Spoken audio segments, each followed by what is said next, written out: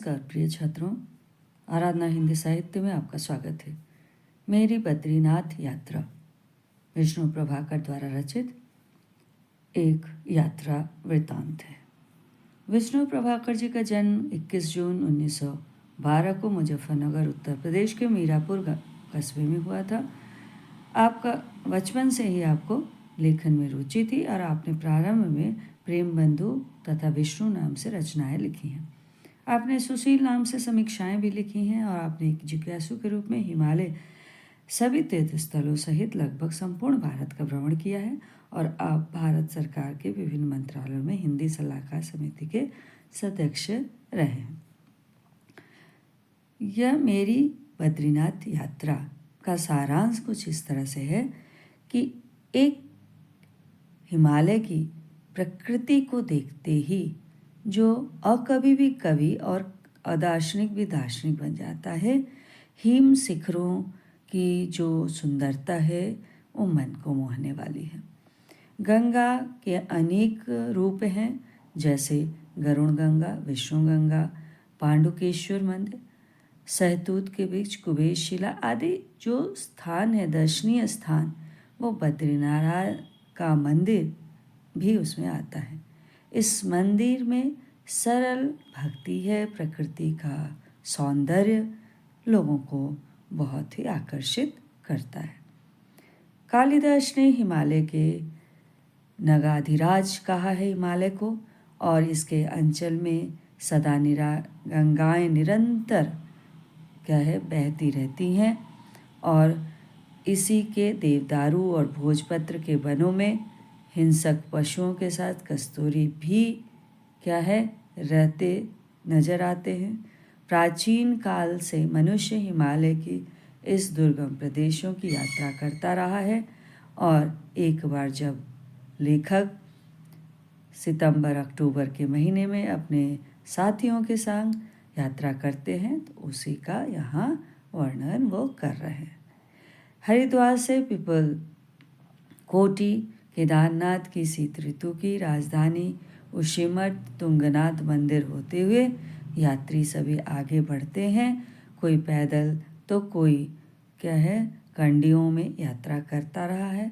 प्रतिदिन 12 से 18 किलोमीटर लोग पैदल यात्रा करते हैं और यहाँ आश्चर्य की बात यह है कि बहुत ही कठिन उतार चढ़ाव का मार्ग होते हुए भी यहाँ लोगों को कोई भी परेशानी या थकावट नहीं होती। गंगोत्री, यमुनोत्री, केदारनाथ, बद्रीनाथ, चौखंगा आदि रजत जो शिखर हैं, जो सूर्य के प्रकाश में चमकते हुए दिखाई देते हैं, दोपहर होते होते वहाँ सब कुछ कोहरे के आवरण में छिप जाता है। तो इस तरह से लेखक ने बद्रीनाथ यात्रा का चित्र यहाँ अंकित किया है। गरुड़ गंगा से पाताल गंगा की चढ़ाई उन्होंने प्रारंभ की थी और फिर सड़क के नाम पर पगडंडी इतनी संकरी यानी पतली और टेढ़ी मेढ़ी है कि काली भयानक घटा में बिजली की चमक की भांति प्रतीत वहाँ हो रही है। यहीं पार्वती ने शिवजी से विवाह के लिए तपस्या की थी। जोशीमठ से बद्रीनाथ 19 किलोमीटर है। यहाँ आद्य शंकराचार्य द्वारा स्थापित 4 मठों में से एक है। यहीं किमू अर्थात सहतूत के भी पेड़ हैं। उसके नीचे बैठ के प्रतिभापुंज शंकर ने उपनिषदों पर टीकाएं भी लिखी हैं।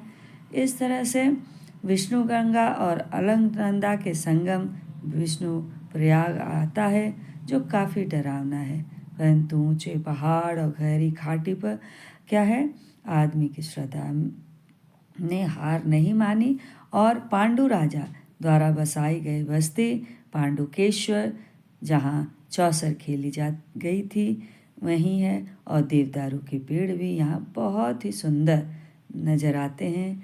कंचनजंगा के पार करके कुबेर शिला जाना पड़ता है।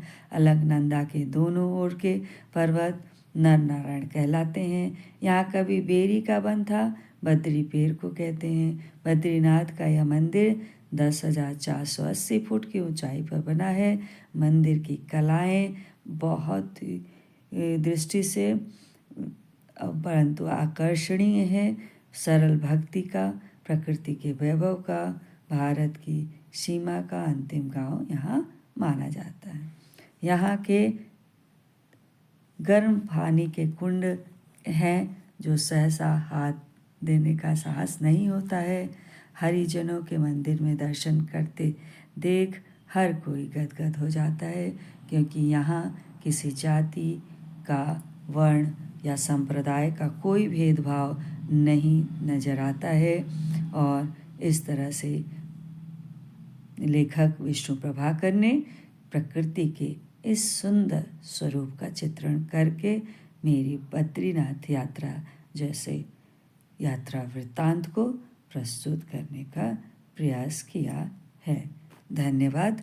Please like, subscribe and share.